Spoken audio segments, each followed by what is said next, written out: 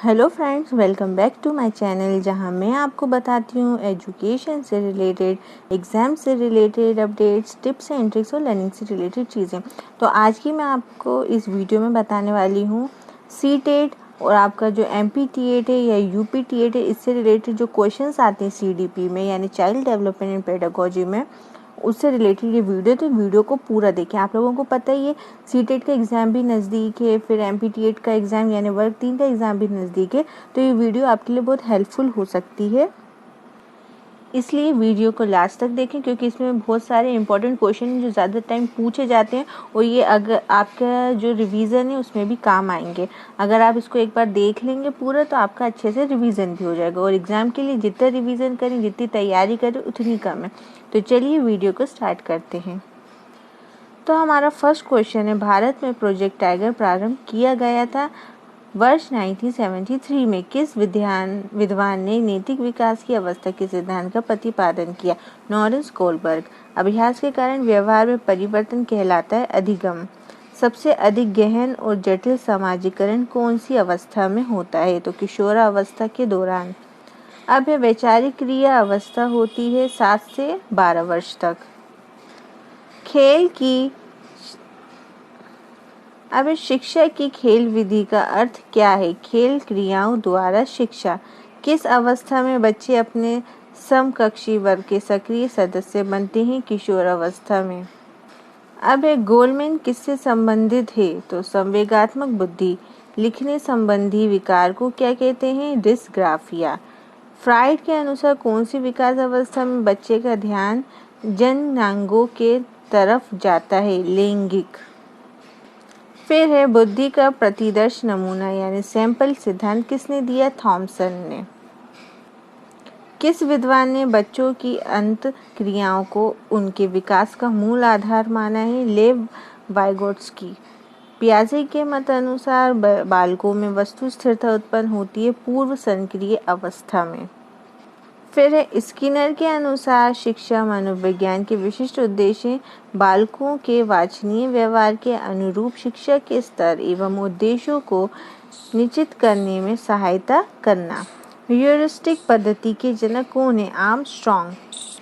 फिर है एक प्रमाणीकृत परीक्षण में होता है विश्वसनीयता एवं वैधता।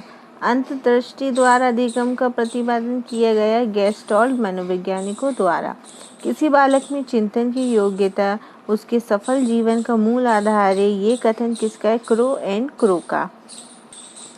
बालकों का सर्वाधिक उचित काल कौन सा होता है? जब वे विस्फोट और तनाव में होते तो किशोरावस्था। बुद्धि के 2 कारक सिद्धांत कौन कौन से हैं? जी कारक सिद्धांत, एस कारक सिद्धांत। शिक्षा के मौलिक अधिकार संविधान के किस अनुच्छेद से लिए गए हैं? अनुच्छेद 21 से 2002 यानी 2002 में 86 से संविधान संशोधन से जोड़ा गया। अब है फ्राइड के अनुसार किसी बच्चे में सामाजिकरण की प्रक्रिया हेतु सर्वोत्तम आयु होती है 5 वर्ष। अधिगमकर्ता में बढ़ते हुए क्रोध को रोकने के लिए अध्यापक को चाहिए कि उसको अधिक काम दे ताकि उसको क्रोध करने का समय नहीं मिले। अब नेक्स्ट क्वेश्चंस पे बढ़ते हैं। बालक के व्यक्तित्व के सर्वांगीण विकास के लिए यह आवश्यक है कि उसके देश की जानकारी शिक्षक को यानी व्यवहार। सीखना विकास की प्रक्रिया है, ये कथन किसका है? वुडवर्थ। शाब्दिक सीखना में किस विधि का उपयोग प्रयोज्यों को प्रेरित करने में नहीं किया जा सकता? भोजन एवं पनी से वंचन। 10वीं कक्षा में पढ़ने वाले बालक का शब्द भंडार लगभग कितना होता है? 80,000 शब्दों तक। गिलफोर्ड ने सृजनशीलता के 4 तत्व कौन से बताए हैं? तो इसका आंसर है लोचशीलता, मौलिकता, अपसरीशीलता और केंद्राभिमुख। मनोविज्ञान के जनक कौन है? Sigmund Freud. बच्चे फिल्मों में दिखाए गए हिंसात्मक व्यवहार को सीख सकते हैं। व्यवहार को सीख सकते हैं, ये निष्कर्ष किस मनोवैज्ञानिक द्वारा किए गए कार्य पर आधारित हो सकता है? Albert Bandura. अब है शरीर में सबसे मजबूत हड्डी का नाम क्या है? मंडिबल, जो जबड़े में होती है। वे कौन मनोवैज्ञानिक है जो पहले जीव विज्ञान के प्रोफेसर थे, बाद में मनोविज्ञान के प्रोफेसर बने? जीन पियाजे। बालक का विकास 6 वर्ष तक लगभग कितने प्रतिशत हो जाता है? तो 90% यानी 90%। पिछड़ा बालक किसे कहते हैं? ऐसा बालक जिनका IQ 90 से कम होता है।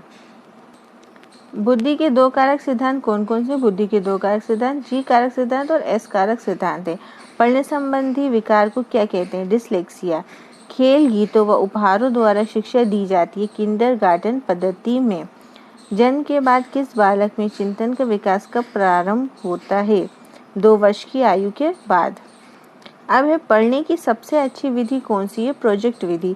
नए रचनात्मक कार्यों को सीखने पर कौन सा सिद्धांत बल देता है? तो अंतर्दृष्टि का सिद्धांत। लड़का और लड़कियों में से किसका शब्द भंडार अधिक होता है? लड़कियों का। अब है CBSE कब बना? तो 1929 में, यानी 1929 में। अधिगम अंतरण का थॉर्नडाइक सिद्धांत कहा जाता है। अनुरूप तत्वों का सिद्धांत। किस विद्वान ने बच्चों की अंतःक्रियाओं को उनके विकास का मूल आधार माना है? लेव व्योगट्स्की ने। अधिगम को प्रभावित करने वाला तत्व नहीं है सामाजिकता एवं धार्मिकता। अब है अंधों की लिपि का जनक कौन है? तो लुई ब्रेल। शिक्षा मनोविज्ञान के अध्याय के उद्देश्य हैं विद्यार्थियों द्वारा किसी बात के सीखे जाने को प्रभावित करना।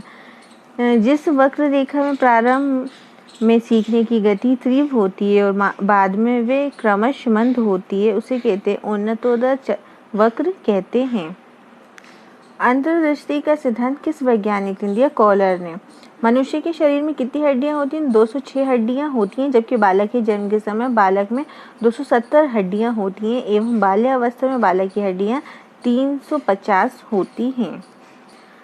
अल्फ्रेड बिने के अनुसार बुद्धि के कितने प्रकार होते हैं? तो 4। ज्ञान, आविष्कार, आलोचना और निर्देश। किशोरावस्था में संज्ञानात्मक विकास की विशेषता है तर्क के साथ समस्याओं के समाधान की योग्यता में वृद्धि। सीखने की खेल विधि उपयोगी है बाल्यावस्था के लिए। सीखने में प्रयास व भूल के सिद्धांत का प्रतिपादन किसने किया? थॉर्नडाइक ने। बुद्धि का बहुबुद्धि सिद्धांत किसने दिया? गार्डनर ने। अब है पारेटन विधि की जनक कौन है? तो पेस्टोलॉजी। सामान्य बुद्धि कितने प्रकार की होती है? अमूर्त बुद्धि, मूर्त बुद्धि और सामाजिक बुद्धि।